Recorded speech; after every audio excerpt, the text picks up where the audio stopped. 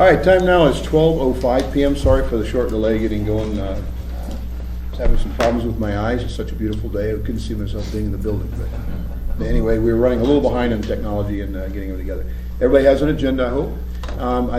I will acknowledge that on the fire department, there was an entry that we were going to ask about Station 3 update, and you may be able to present something on that, Chief, if you could, or maybe answer some questions. Not a problem. And that's the rebuilding Station 3 on site or in the new location. At least I think we're going to see something soon. Health and Human Services, had it in here, wasn't sure if the person was available today. Maybe this item gets pushed to next month, and that's on the pit bull issue and some dog issues, so you may not be prepared. I don't know if is anybody here today reference the pit bull incidents, recent pit bull incidents? Okay. And so we'll probably push that for July and see if we can recontact the folks. And I'm not specific. Is this a recent complaint, like in the last couple of Like in the last month or so. Month and a half. Okay, About a couple of months. okay, because I think I went on leave, I gave it to Deanne Vetco, and Okay. I assume she's excellent at taking care of these things, but I'll have an update for you. Okay, that'd be great.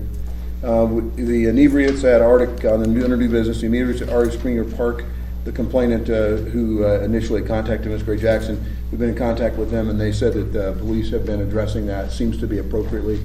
And, but just so you know, and you're aware, in the summer months, the parks are a frequent location. I brought Gary down here because he's all over it. Good, so maybe we can give us an update on it. And if I may, Mr. Chairman, Yes. there's another, Mr. Training and my constituent, Erica Johnson, sent us an email and had a suggestion, but I'll talk about it when we get to the items on the agenda. Perfect. Okay, well then we'll proceed. I know the chief, you said that we had, you had a compressed schedule anyway. You're first on the agenda. I believe we'll be done within the hour, but please, chief. Okay, so I'll make my part fast. Sure. Downtown, we have cap on 4 nights a week, including weekend coverage, starting at 1,800 and going to 400. So they got the bar break detail. They're doing foot patrols. For instance, we got the Solstice Festival happening down there this next weekend, which is going to have all kinds of extra drinking and partying going on. There'll be 6 foot patrollers from CAP, 3 teams of 2, plus whatever the patrol coverage is. If I might, just briefly, if I might, what days off will they be? Because I know they're not there 7 days a week. They're working Wednesday night through Sunday morning. Thank you. SAU is doing primarily Mountain View. Mountain View's angry with us because we moved CAP to downtown, but SAU's got the Mountain View detail, but when they're free from Mountain View, they're supposed to help take a look at downtown. They're working swing shift hours. And of course, daytime during the summer, we've got SROs downtown. And they have 7-day-a-week coverage down there, doing bike patrol and foot patrol And that's for during daytime or during daytime. daytime? So, you know, we've got pretty good coverage for downtown. We have an academy cutting loose in late July, early August, depending on what track the individuals are on. That will, you know, will derive 15 extra bodies there. We can start rethinking some of our deployment at that time. Although I will, you know, 15 on a 24/7 operation that's spread pretty thin. So that's not going to be a silver bullet to anything, but it'll help out. And you say, in the academy, you have one that's actually ongoing that recently started in the last month. We have 2 academies in progress right now. Well, 2 classes, 2 recruit classes. One is in the classroom academy. That just started, let's see, what is this? This is June. That started in May. And that, we have, I think, 23 recruits in that class. Then we have the class that's in field training about to get cut loose. They're 15 now. We lost one the other day. He was doing fine. He resigned on his own. We didn't wash him out. And then we're shooting for an academy in the fall, in October, probably October 20th. And it'll be at least 14, but it may be more than that if we have more openings than 14. So we'll fill as many as openings as we have and as many as candidates as we got to fill those openings, but a minimum of 14, because I know I'll have 14 openings. Mr. Trainor? Just the one that left was on his own? for the FTO? on his own. It was just, police work wasn't exactly what he thought it was gonna be. It's a good time to find out, rather than when you're on the street. So the other 15 are doing fine? Yeah, in fact, he was doing fine too. They were all doing fine. And we thought this would be the first time that we'd have an entire class make it all the way through. No one can recall a class making it all the way through. But this one left on his own. Well, thank you. He had a lot of military background experience and kind of had a different idea of how we treat our clients. And he was doing it all right, but he just didn't, he thought we needed to So it be, wasn't into it? yeah. Thought we were being way too patient with people. That's pretty And, nice. Thank you, Chief. so he decided it was, you know, maybe a different line of work was better for him. That's good. Thank you, Mr. Chairman. Thank you, Chief. I just want to go over what I heard you say, just so I'm clear when I'm talking to constituents, okay? So the field, you have 15 officers in field training, Correct, okay? You have a class of 23 right now, correct. okay? There's going to be another academy in July or August. Another academy, no. That's why. The July or August is when the 15 that are in field training get cut loose to the street. Okay, that's why I'm going over this. And then there'll be another academy in the fall. Correct, Okay, so the only thing I got wrong was the July, August part. correct. Okay, thank you. Thank you, Mr. Chairman. And just to clarify, I'm not sure, I think you said October, maybe 20th or so. We're shooting for October 20th, which is a Monday. That's 14th person. That's what we're shooting for. And I know we have 14 positions for sure. And if attrition opens up more than 14, you know, I'll attempt to fill as many as we have open, so. Mr. Trainee had a kind of a follow-up We too. were at 61 officers down. Where are we at now? Have we lost any more that have retired or decided they want to leave? I just want to make sure we're filling up the bucket. I think Drain. we are, at the worst, I think I did the math incorrectly one time, and I think I said 61 and then came back and realized it was 51. But right around there was the worst we were. That was about, that was the worst we were on paper, and that was a few months ago. We're probably rock bottom right now in terms of actual usable cops. I mean, right now, we've got the 23 plus the 15, which on paper makes it look like we're much better in closing the gap, but they're not useful yet because they're still in training. So, the attrition this year so far seems to be going slower than usual. If it continues, we will make up ground quicker than we normally would. It could be that the extra attrition we had last year was just an acceleration of what we might have had. In other words, we got it out of the way last year instead of getting it out of the way this year. However, I've also heard that there's a class of people that are gonna hit their 20 towards the end of the year, and we could just be seeing delayed attrition. It could be we have our normal attrition, but we just don't see it until December. So my crystal ball is still a little bit fuzzy on that. Do we know ahead of time? I mean, do we do a survey on them or get their statement, hey, we're leaving in December? We have Plan for us to done, leave, or how do we know who's leaving? we never really do. We have done some surveys, but of course they're voluntary and they're anonymous, otherwise people won't answer. And we try and talk amongst ourselves and try and encourage people to let us know for planning purposes, you know. But we never, and we came close when we watched it last year and we did surveys the year before, and those surveys were fairly close to being accurate. We don't do that every year because not every year is as unusual as last year was. I haven't done a survey this year, although we've been thinking about it. Thank you, Chief, for all your work there. Mr. Hall? Thanks, Chief. So there are a few other items that we might be able to make it before you have to leave, but if you have to leave, I understand. All right, Chief Fuller. We have the one item that I will just, maybe you want to knock that out of the way first, if you have any Station 3 replacement rebuild. Sure. Actually, I've spent quite a bit of time on it last week or so, particularly in the matrix study and gone back actually all the way to 2002 to see what our plans were all about, and up to the existing plan that was completed in '09. It was supposed to be a 6-year plan. Bottom line is pretty simple for me, but not for everybody else. I think that we should leave truck 3 at Station 3. The issue is, of course, money. And it seems like it's always the issue. We really won't know until we get bids for the station, whether or not we have enough money to build it. I could go through some of the stuff if you'd like to hear it, mainly, how we got to where we're at. We looked initially, we have OA money, I think you all know that. We started to look at rebuilding Station 3, and we came across some issues that were, I guess, at least I was told, that were insurmountable. For example, we had asbestos through the entire station, so that has to be remedied before we can actually even demolish it, if that was in fact the idea. We have some sewer line issues that, again, have to be fixed before we could rebuild at that particular site.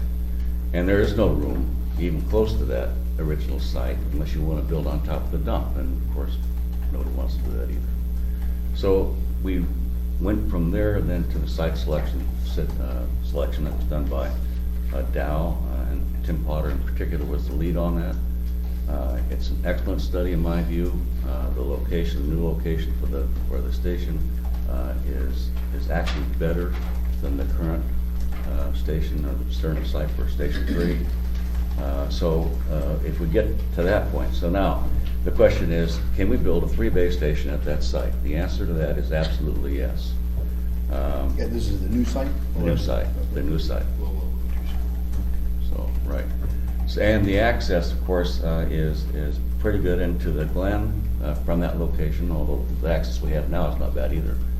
But it starts to take in areas like the Tacotno new mall area. That puts us a little closer there, and that's probably a good place for our truck company to be because of that. There's been some discussion about moving truck 3 to Station 6, and my 2 deputies think that's the thing to do. And I really, I don't like to be put in a position where I have to overrule them, but I think that's what's happening right now.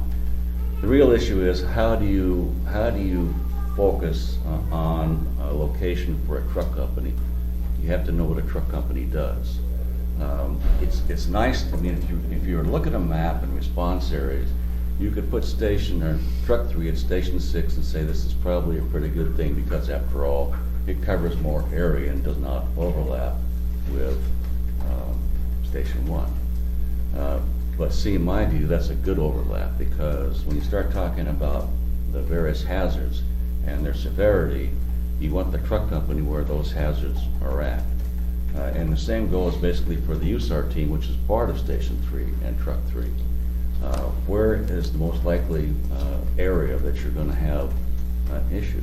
The most likely area you're going to have issues is the downtown area. I mean, if you start talking about earthquakes, we all know it went down, or not all of us, but I certainly do because I was here in '64. We know what area was affected was the downtown area close to the coast. We also know that that our major high-rises are downtown, and that's where truck company work really comes into play. So the argument, I guess, to put it at Station 6 could be stated this way: it's a better location for total coverage of a truck company. Unfortunately, the matrix study got into an area I think that they were total out of line in, and that was they want our truck companies to respond on EMS calls, and that's again part of the move to have it more centrally located. Well, I don't know about anybody else, but the idea of putting $1 million piece of equipment out there in the road to respond to the routine EMS call doesn't make much sense to me at all. Matter of fact, it makes no sense to me. So, therefore, in my view, the advantage of having Truck 3 at Station 6 doesn't exist. Boy, I hope I'm not out of school here. I talked to the manager about this yesterday. He reached out to the chairman of the assembly here, and I don't know where that's at. Well, if you don't mind, so you're not saying that you'd leave the station at Airport Heights where it's at currently. You're just saying that you leave the truck and its components. And the USAR team. At the new At station. the new station. Exactly. Well, I do recall that when the monies were secured, and I believe Station 6, the new Station 6 was built with a truck bay for future growth. I know that was something that was on the plan for years ago. There's an area in the matrix plan again that talks about, in the advent of a midtown station, that perhaps would be a good place to put the truck company. They also said that it's about 10 years out, so we're dealing with today, not 10 years from now. Maybe under a different sheet, and more people and more money and all the things that go together, that'd be good, but I don't see it. Thank you, Mr. Chairman. So, I know that on our agenda for Tuesday is the public hearing on the land. Mhm. So what's your thoughts on, Well, my thought is that we can settle this before we go to public hearing. That's my thought. okay, well, we'll talk offline, I guess. Okay, thank you, Mr. Chairman. Okay, very good. Chief, do you have any plans for, or do you have any shortages or losses that you're looking to try to make up, or do you have plans for the academy this year? Not this year, but we certainly have in 2015. We have funds to start our testing process, in which we will do here very shortly, probably in the early fall. But the best we can do, because we've already researched this, is to start our academy in March 1st. And so we're marching in that area. We'll be looking at probably, by that time, we're at 9 vacancies now on the 56-hour end, and 1 or maybe 2 on the 40-hour end. I'm gonna attempt, and I've run this by employee relations already, to double the size of our academy. And to, I don't know if the correct term is double fill or add additional PCNs or what it is, but the issue will be that we will run academy once every 2 years. We hire the extra people up front, so when vacancies occur, then we can fill those vacancies and those PCNs will go away. The result will be, we'll only pay anywhere from $800 to $1.2 million for an academy once every 2 years instead of every year. We will probably have, it'll probably be a wash with our overtime budget. We know from experience that when we had the SAFER grant here and we had the 10 extra people, that our overtime went down to $2.5 million as compared to $5 million. So, and of course, that cost us in the long run, because you look at what we spent, and that's what the money we got, and we had to get, as you know, first quarter revision. So, And if you could keep us posted too, I know we're getting ready to build for budget here next year, whether or not you're planning on, and I know under the previous chief, not to compare, but there was a move to try to put the fire marshal and perhaps some fire prevention. So if that's your plan, or if you intended to, let us know what your strategy is. We can try to help. actually, the position is there, and I thought about doing it now, because we have the money, we have the position. Unfortunately, what's happened is that in somebody's infinite wisdom, and I don't know who, they decided that, okay, we'll fund the fire marshal's position. However, you're gonna lose an inspector's position because you've been doing without before. So anyhow, I don't plan to You can't fill the expect- fire marshal's job this year. I will be coming back in the budget process and trying to add that position, not add the position, but add the position I would lose if I went ahead and filled it. Fair statement. Thank you, sir. Anything else? Boy, I tell you, I'm probably in enough trouble now. I don't want to do any more. I ain't in trouble at all. Thank you, Chief. Ms. Meatmeyer, Health and Human Services. Well, I have a lot of good things to report. Last Thursday, we held a health fair that we were reaching out to maybe different audience, halfway houses in Anchorage, people that weren't aware of, frankly, our existence and what services we offered. So we offered free health screenings, and we had about 50 people show up, as well as additional people just for the health screening, because we have some that we actually were able to assess their health as far as breast cancer, and be able to, recommend them to the breast cancer health center, that actually is like a voucher to help you through the whole process in case you do have breast cancer. So we're trying to be more proactive and more visible in the community. We're also going to hold a children's health fair on August 9th. that includes many volunteers many people, vendors who are volunteering their time, and that can include people who are giving physicals it's a children's health fair, physicals, checking their eyes. We have a fire truck coming.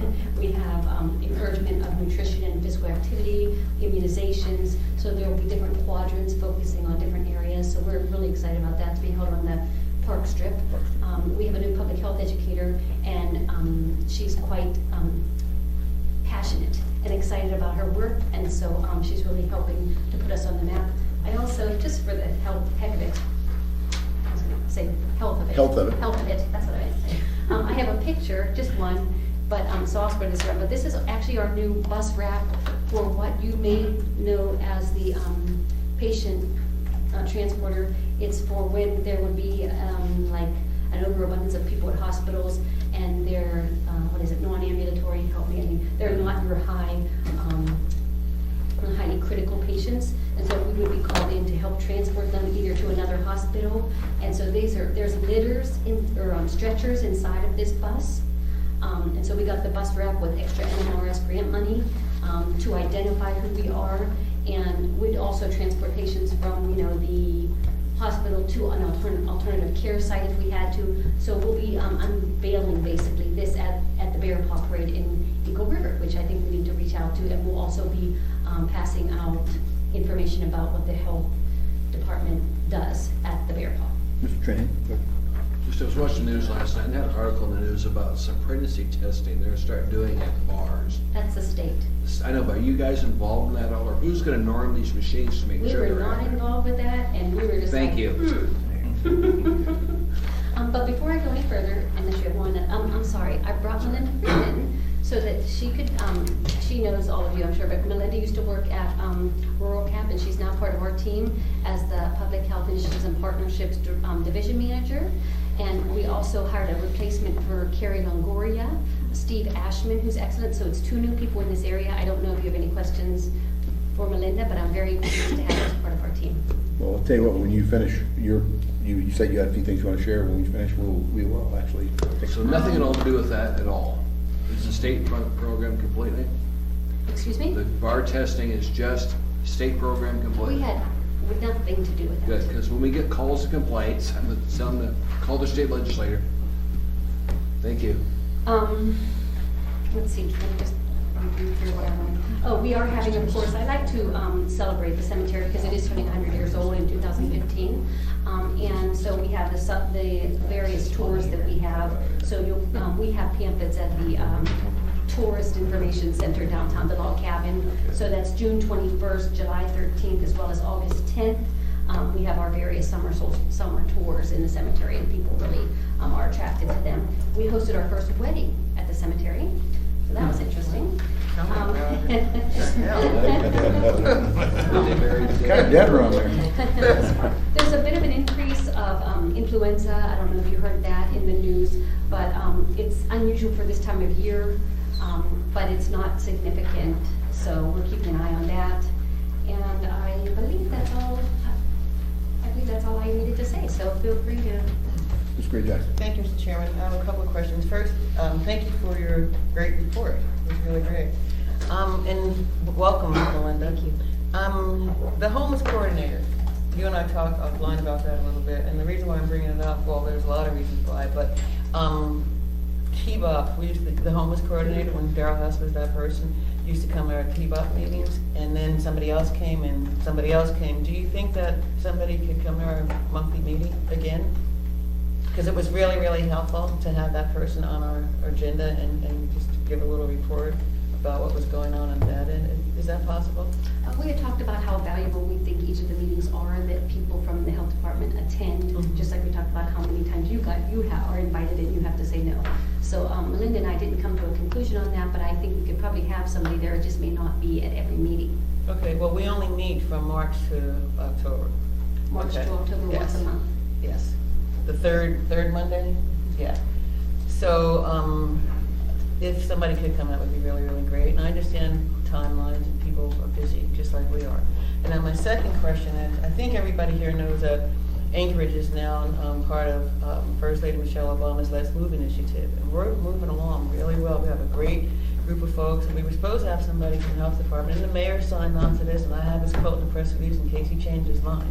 But anyway, he signed on, and we have folks from the state, I mean, all over the place, the school district, and we were supposed to have somebody from the health department there, and I can't remember that person's name, Josie or some, I believe that this was never communicated, because I actually was looking at the press release that the Assembly put out on this program. So I was caught unaware, and I just was looking at this morning. So I understand there's because I was looking at the task force meeting, and that's what was like, oh my gosh, they're gonna hold this meeting in 15 minutes, you know. So I will talk to George Vacatus. I don't know what that decision has been. I haven't assigned anybody. So I have talked to the state, I have looked into it, and I didn't know something. yeah, we was don't supposed have to a be meeting for meetings. today. No, when you had your last task When force we had meeting. our last meeting, yeah, and the Yes. next one is July 9th, and it's really important to have somebody from the health Now, department. how do you see this on, what is the purpose of the task? What is the purpose? Yes. I think that let's talk offline, because I don't wanna take up too much time. This is a Sure. big subject, okay? Because it's so And number big, one, yes. it puts Anchorage on the map nationally as being a community that believes that we need to do something, Mhm. in terms of fighting childhood obesity, you know, and there are 5 goals, and it's a big deal, you know, and it's important for our community and for our children. So let's finish having this conversation, offline. Well, I would love to do that. I do want to just say one thing. Of course, we have to consider resources, and we do have a lot of goals that we're trying to meet between the Healthy Alaskans 2020 and the state's initiatives that we're trying to align with Okay. and our own, you know, so there's so many great programs out there that we could say yes to. We have to consider resources, and so Okay. I'll gladly talk further. All right, and since you continue conversation, let me just add one Okay, other thing too. good, you okay? can have that. I'm really aware of all that, and Yeah. so is everybody who's on the task force, and one of the tasks was to bring together things that's already happened in this community. Yes. And that's gonna help us get to our goal even quicker. Okay, so we'll talk Yes. more. Thank you, You Mr. wanna- Chairman. On July 9th, what time and where? Assembly conference room at noon. And is that in City Hall, that? Assembly conference room. Thanks, Yeah, thanks. Thank you very much. Really, 155. we're moving along great. Perfect. Perfect. And Ms. Freeman, while we have a few moments to add on health, welcome, by the way, to H&HS. And thank you for considering coming to help the municipality. You've done great things in the community already. Well, thank you. Would you like to share some of the things that you're working with right now currently? Or? Sure, yes, thank you very much. It's a pleasure being here and seeing you all in a different context and working within the municipal system. Very, very interesting with a great team at DHHS. So primarily, some of my responsibilities are continuing the efforts to prevent and end homelessness, of course, in Anchorage, as well as overseeing the Alaska Domestic Violence Sexual Assault Intervention Project, which is a statewide initiative that we focus in the area of Anchorage, but we're addressing prosecution and all sorts of other safety issues for victims of violent crime. The expansion of that program has involved not only the Awake, the Women's Shelters program, but also Victims for Justice, as well as Standing Together Against Rape. So we've added those agencies to this project. Very valuable services being offered through that grant. It came through Commissioner Struer's office, as well as assistance from various legislators. We'll continue to work on that. Our goal with that program is to continue funding in perpetuity, and we realize that's a lofty goal at this point with financial constraints. So I oversee a lot of projects that we do, emergency preparedness, of which I have interacted with several of you in that capacity, and we hope to continue to grow our efforts in our division and keep you posted on that. Perfect. Perfect. Thank you so much. Now, and I just want to make just a general comment to all the departments, as well as you're building your budgets for the coming year, keep us in mind that I recognize there's priorities that the administration may have, but we can't help if we don't know. So keep us in the loop as to where your priorities are. We may maybe be able to meet in the middle and negotiate some betterment towards all of our end goals, which is to give better services to our community and our constituents. So, animal control, I know just in the pit bull attack thing, although there may not be anybody here this month, it's a continual issue of is there enough enforcement on the officers. I personally, selfishly, I've been eating out a lot, and I'm concerned about our foods and inspections for food safety, so things like that. So just make sure that, you know, we're not forgetting, just because you're H&HS, you're still public safety, and we're concerned for the services to our community. So And I'm not just singling out, it's at the tail end of your sister. No, single me out. Yeah. I'm special, I love it. We need to make sure we're providing the best service possible. Thank you. Okay. OEM, Mr. Fisher. Keep sending her out, I'm fine. No problem. Office of Emergency Management, while we're continuing on with the security vulnerability assessments, we're about, I'd say 65% through with that. We've done some big facilities. We're also pushing forward with the CERT program, that's the Assistant Program, Emergency Response Team program, that's moving forward. Excuse me, the go ahead. CERT, C-E-R-T, is that in replacement of Neighborhood Watch? No, actually, it's kind of a... I'm sorry, Emergency Watch? Yeah, Emergency Watch is still in force, and CERT will be a new program, but what we want to do is in time merge them together where CERT will become the lead.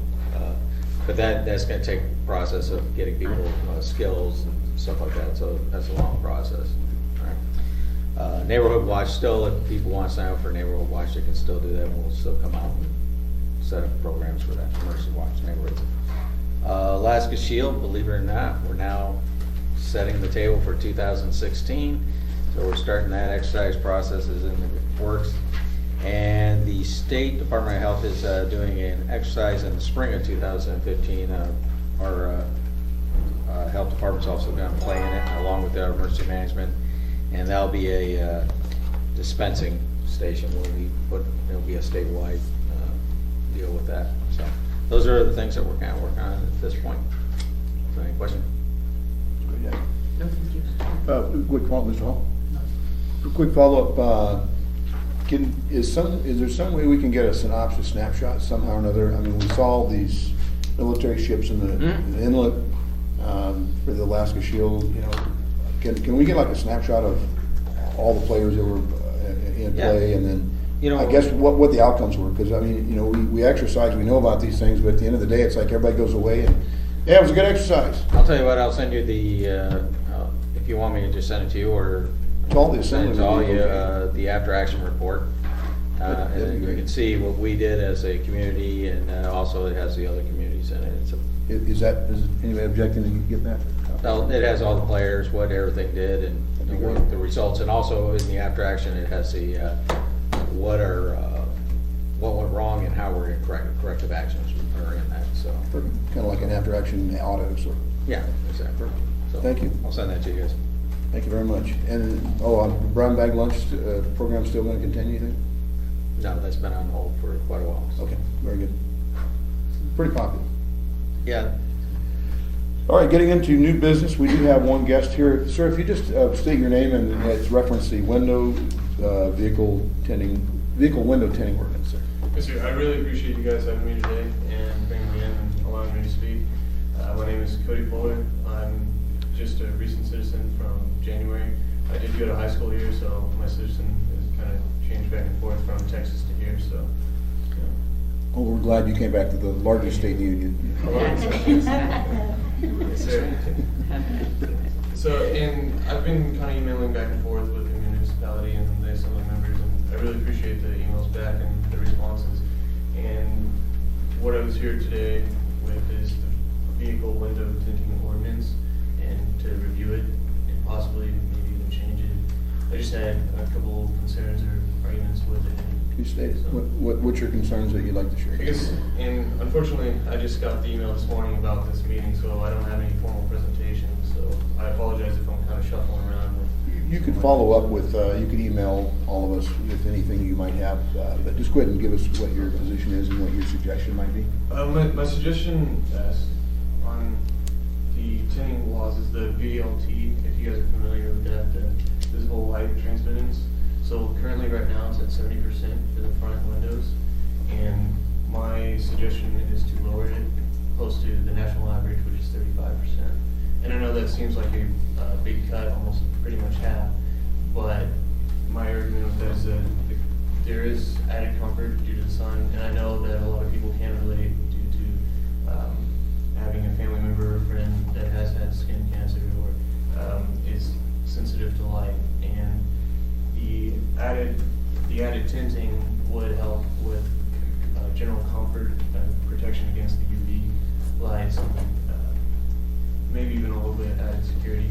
You also have, up here in Alaska, as it's getting lighter and lighter, so we are driving in the sun significantly more. Also, it could go into the winter time when everyone has the big fog lights and things like that to help reduce against some of the glare in there.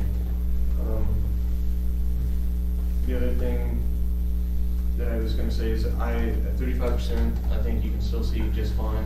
We have a picture up on the website of the Mercedes, and you can clearly see the steering wheel, the dash, and everything. So I've been kind of going back and forth with emails on some points, and one thing was if you could identify the driver, and I completely understand that, and that's very useful. So, but I believe that 35% you could still see something closer to the national average. You could still see the driver if you needed to identify them. Like our northern counterparts in Washington and other things like that have even 25%. So I just wanted to bring it to attention and kind of see, review it at least. Sure. Mr. Trent? Chief, your perspective, because I know when we did that, attending, you were definitely involved in it. It comes up every now and then, as you will recall. And I've talked it over with my people on a number of occasions. Of course, this assembly sets the laws, but our advice is leave it where it is. I have precancerous things on my face, so I understand this issue. I wear sunscreen all the time. I wear dark glasses. I wear hats.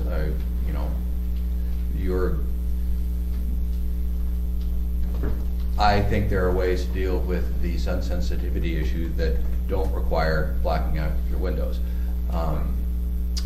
Our interest, of course, is being able to see who we're approaching on traffic stops, being able to see see whether or not the driver or the passengers are reaching for weapons, hiding things. So that was the genesis of why we created the ordinance to begin with. I can't tell you what the discussions were as to what percentages of light are the reasons. I wasn't involved to that level at the time, so I can't debate 70% as opposed to 60% as opposed to 50%. But I can tell you that we don't want to backslide from where we are. I can tell you just from a month ago when I went out and helped, it wasn't even a month ago, maybe more like 3 weeks ago, I went out to help with the click it or ticket detail. And I spent a couple hours at 6th and Cordova, looking in the windows of people and radioing to folks up the way to make the traffic stops. I can tell you a high percentage of the people that went by, I couldn't tell if they're wearing the seatbelts or not, and I'm as far away from them as I am with you. Some of them stopped in traffic, and I couldn't tell who they were or whether they had a seatbelt. Now, the purpose of the window tinting is not for seatbelt enforcement, but if you can't see a seatbelt, you can't see somebody using a gun, you can't tell who the suspect is, you can't see somebody reaching for a gun.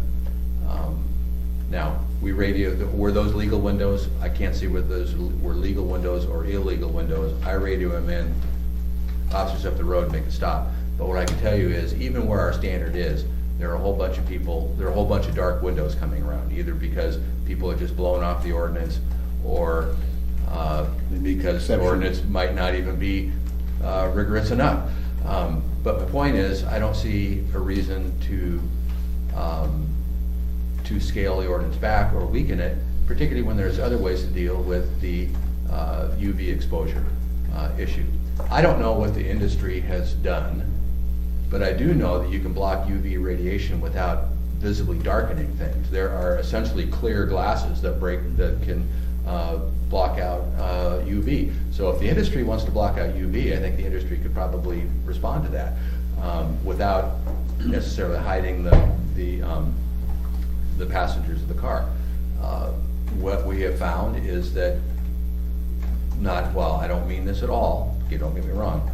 We're not going to say that everybody who likes dark windows is a criminal, but darkened windows are particularly popular with the criminal element, particularly with the gangster element out there. And we have not failed to notice that popularity. They put it in there for a reason, and the reason is not a good one for us. The other thing I wanted to throw in there is it's also important for citizens to be able to identify people. We're working hard on this READY project. We want people to report hit and run. We want people to be able to report the drivers. It's one thing just to call in a plate on your cell phone, but at some point we've got to put a driver behind the wheel. And we may get that car later, and so we may not be able to tell who the owner of the car is, but the owner of the car says, I wasn't driving it that day, I loaned it to a friend, and he had his friends. And, you know, unless we have a description of who that driver might be, it's harder to make those cases. So for all of these reasons, I would ask the Assembly to just leave the ordinance where it is. Chief, let me go on. Okay. Chief, there are people, businesses that have window tinting services. Do they have to only tint it as far as our law allows them to tint it? Or can they tint it as much as they want and the company not be impacted by their tinting at all? I mean, do you go after the person driving the car? My understanding, Who Gary, tinted your windows? fill me in, but my understanding is, well, Gary, I'll just let you answer the question. You're in charge of traffic. Lieutenant Gilman. As the traffic commander of the department, there are a couple of issues to add to that. One is for pedestrians and bicyclists. They need to be able to make eye contact with individuals as they pull up. You've all driven here in Anchorage long enough to know that a lot of people that make right-hand turns at stop signs often never even look to the right. And we teach the pedestrians and bicyclists to try to make contact with individuals as they're approaching. They have the right of way in the crosswalk and it's going, we've had numerous collisions when drivers will just come up and then make a right turn. We call it the old California roll. They're going on there and the bicyclist is thinking they've made eye contact with the individual not, and tinted windows has been a problem in some of those incidents. As far as the companies that are tinting them, they flat tell the people, we'll put whatever you want on there, but you know, you need to know the law. Would it help if we passed a law that sets how much they can put on the windows? So they can't tell the people, we'll tint them as dark as you want. Just think about it, Gary, because if there's Yeah. something we can do, legislative to help what you guys do. Because I go with you guys occasionally, and it's interesting when you walk up the back window, you cannot see daylight coming through that back window. Yeah, the back windows are, you know, they can tint those as much as they want, and it is precarious when you go to walk up. You know, you're trying to see, especially when you see movement inside there. It can raise what little hair you have left up. But both of us don't have to worry about that, do we? Thanks, Gary. All right. You know, just to play devil's advocate there, sir, you can't punish a company for tinting windows when we have such a transient population. We have a lot of guys that are shipping their vehicles up military and so forth. And if you're giving someone a ticket for their tinting of their windows, you know, what are you gonna do if the car came from out of state? So by saying that we're gonna go after companies here in Anchorage would be very difficult. I think you're just opening up a We're sure doing it with Pandora's Spice. box. So, It was what? We're sure doing it with Spice. well, there you go. But, you know, spice isn't coming up, it's being transmitted by, you're not shipping your car up and then all of a sudden they're splicing it, okay? So it's a totally different subject. If you want to give a guy a ticket for having tinted windows, and he came up, he was a military guy, say his windows are over tinted, well then therefore he has to know the ordinance. That's part of the coming to the state. But going after companies is, I think it's just a folly. That's my opinion. Thank you. All right, keep that in attention. Sir, if you, yeah. I was gonna ask, the chief or, Chief Gillen, if that's a fix-it ticket, if they get pulled over?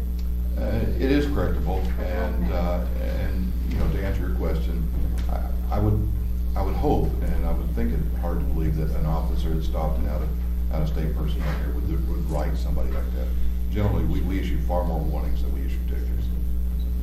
And Cody, I'm sorry, what was your last name? Fuller. Okay, Mr. Fuller, I would encourage you to follow up with, in writing, your suggestions. I know you said you didn't have a chance to put a formal presentation together. For many reasons, you're gonna find that laws are like really a big piece of silly putty. Sometimes we remold and shape things. Sometimes it's stay put. It's not necessarily in concrete, but basically, you're welcome to present your argument with whatever research that you may have gathered. For instance, it's the first I've ever heard that the national average is 35%. I'd always heard the front windows and the front windshields are much higher than the rear window and the rear window itself. There are two rear windows on the side. So I haven't heard that the industry has gone lower than, I think 60% is what I've heard is about the lowest that they'll even manufacture a window from a factory. I'm just saying that's my recollection. So if you can get us some research, anything that you have, I'm sorry, not blogs, but I'm talking like research that we can clear facts. Do it, can I? If you've got a quick comment, follow Oh, up. definitely. I mean, clearly, and I completely understand and I agree with you, Mr. Mute. And you can see I'm a well-established individual. Sure. No gangster or anything like that. No. I guess northern counterparts, and it was a really interesting subject because I did not look, when I was moving up, I got asked to move from Texas up here with very little notice, and my car was shipped up, and, you know, within the month I got a ticket for my tent, and so that was kind of the start of the entire thing. I just believe if our northern counterparts can handle it, why not Alaska? And I'm not asking for limo tent, you know, the limo tent is significantly dark, and I completely agree. I should be able, if I'm riding my bike, if I'm going for a run, I should be able to see the eyes, and I always make sure before passing, because that is something that does happen quite a bit, is people do California stopper blow right past. And so there's one in, you know, where do you draw the line, of course, and that's why I came up with the national average and kind of averaged them all out. Some of them even have very interesting laws, such as, I believe, don't quote me on this, but Michigan or something has, where you can have as dark as you want, but it needs to be 4 inches down from the top of the windshield, so you can clearly see the eyes of the driver. It's just some stuff like that, and I also believe that if the window tinting was lowered, that it would be able to help officers too, if you put them in patrol cars, because you guys are driving more than most, and I just think that it'd be benefit to all of us.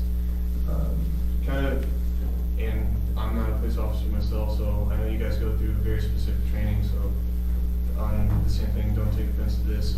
We did, Mr. Mio and I went back and forth on an email, and that was one of his main points, was that officers approaching a vehicle could not tell whether an occupant was armed, reaching for a weapon, or complying.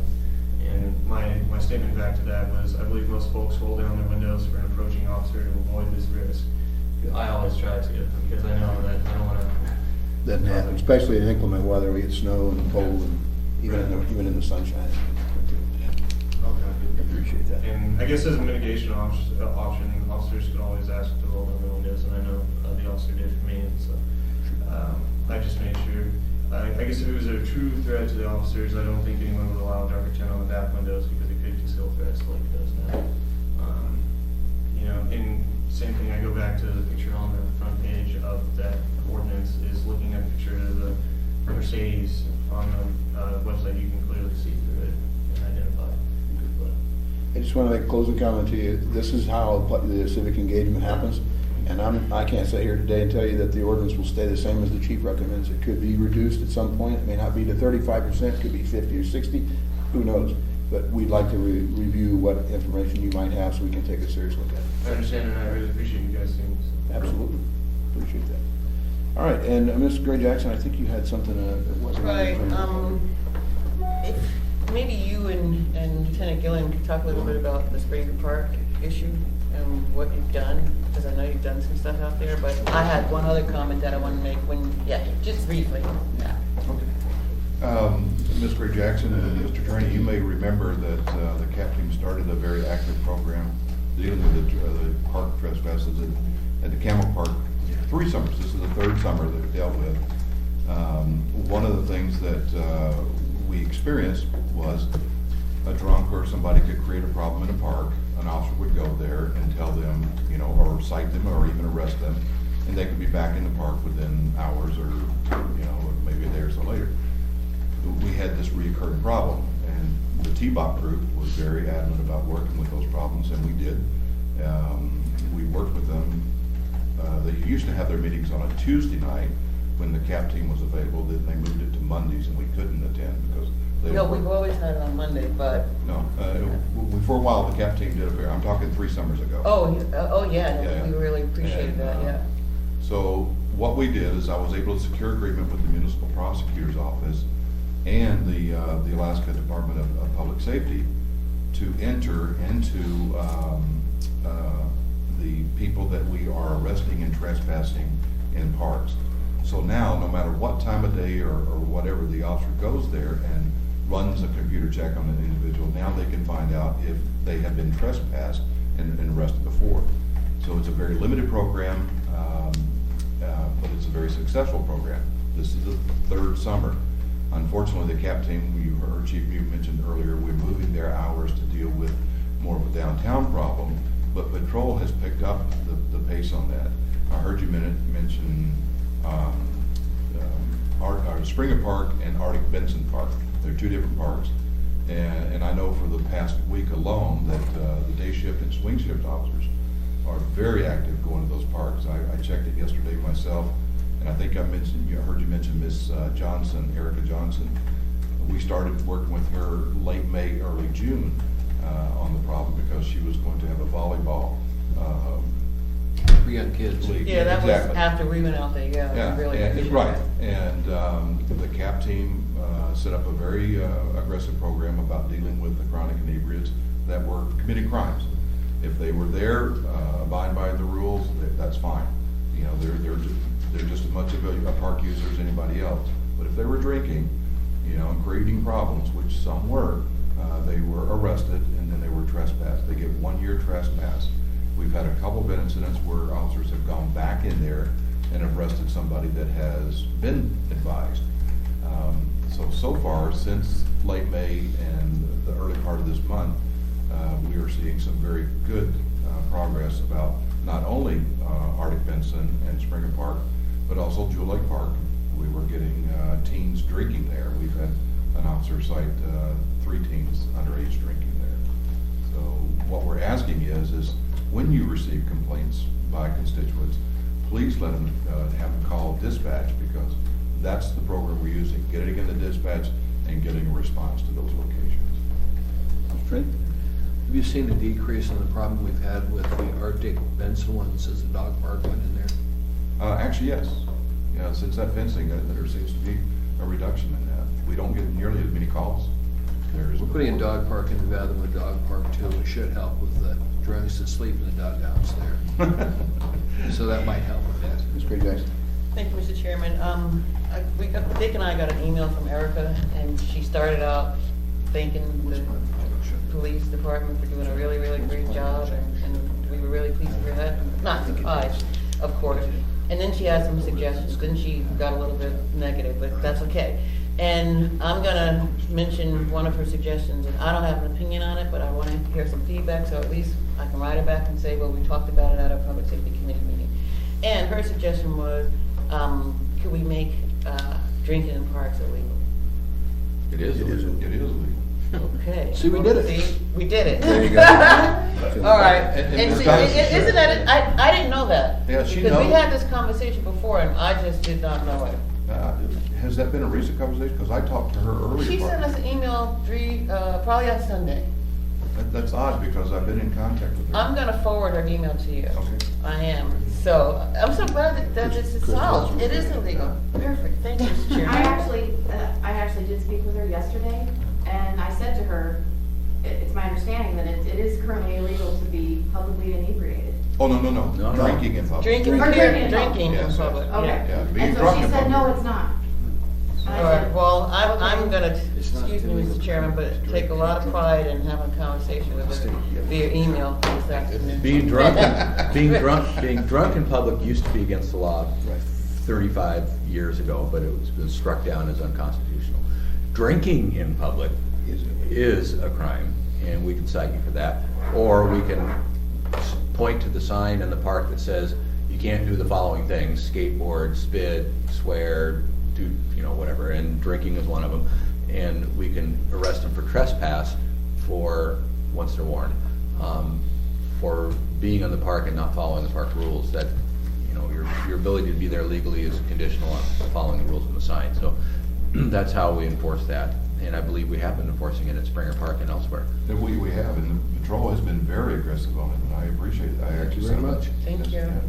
Can I add too, that when I spoke to Erica, she was extremely complimentary of the department, saying that all the contacts she had been so positive, and that they really were going well beyond what she expected and anticipated. And not only were they professional, but they were effective. She just couldn't say enough about how pleased she was about the department's response, so. I know we gotta go, but I'd throw out a reminder, an appeal, if it could, when you hear your constituents talking about these things, as Gary mentioned, please, the first thing we should tell them is, are you calling the dispatch center when you see these things? Are you calling in? If they call, we go. Even if we don't go in time for this time, it counts something. And we look at our stats, and as you know from Bear Analytics, we do what the stats tell us the problem is. We have to count the stuff. If you look at Town Square Park, according to what our systems say, there is no crime in Town Square Park, none. Because people won't call us. Now, they'll write you guys emails, they'll write me emails. Every business downtown sends me a nasty letter about what's happening downtown, but the data doesn't show that. And it would be quite helpful to us if people, when they see something going wrong, call the police department and report it. And we'll try and send somebody there and deal with that particular problem, but then we also can track the magnitude of the crime trends, and we make deployment decisions around those reports, so. Thank you, Mr. Chair. I really appreciate you saying that, Chief News, that they should call, and I have to tell you that Dick and I, we give them that message. Good. Because I appreciate we know that. And so maybe it might be a good idea to let the rest of our colleagues know that this is the message that you need to give your constituents, make those calls, because that's the first thing we said to Erica when we went out there, was, are you calling dispatch? So, I called right that day from there, remember? right. Um, Thank you. Just a message, Chief. Oh, yes. Mayor said Platinum Jackson shutting down, Chief, or has shut down. I think it has shut down now. Just to see the impact on the problems we have downtown. It'll be interesting. It'll shift. Rum Runners is gone and replaced by something hopefully that's stable. Platinum Jack's is gone. Anchor Pub is gone. Woodshed, Pardon me? the woodshed. Woodshed on Thursday. Is it going down too? I think it's gone. It's gone. I didn't Is it? Mhm. Yep. Well, then, I know that some of the issues have shifted, not necessarily from the clients, but Bernie's Bungalow has been pretty active the last. Bernie's is picking up, I think. Anecdotally, I haven't looked at the numbers. I've heard it myself. Chief, I just got a message from Charlie this morning. It said that Bernie's has been very active about dealing with their parking lot issues, and things have seemed to be slowed down for them. I hear there's a place down called the Blue Coyote that's gonna open up downtown, serving beer and wine, but it's owned by the Gallows also. It's the old Rice Bowl. They used to own Rum Runners. Mhm. Yeah, So I'm hopefully very that will familiar with become that. that.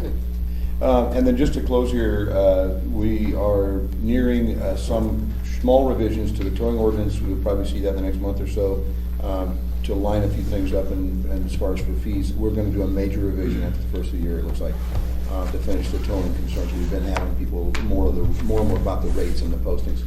Also, there have been some meetings, continuing meetings with Transportation Inspector, reference our ordinance changes to the taxi and license for hire vehicles. We're gonna hire the third inspector, that's working its way through the system now, so we'll have a third one. Very good. And so the last in closing, technology, I know that there was a plan in years back about using, particularly trailheads and parks, some video cameras, maybe even those like they have down at the bus accommodation center that can pick up some audio. It's likely time, and there's some places that are using technology more and more, and it'll prove they came back, or they were drinking. It'll help you basically make your case of trespassing. Technology. It's capital grants, I'm sure it might likely be funding, and of course, funding's gonna be scarce, but just throw that in. All right, well, time now is 1:03 PM. We'll be going off record. This meeting is over. Thank you, Paul.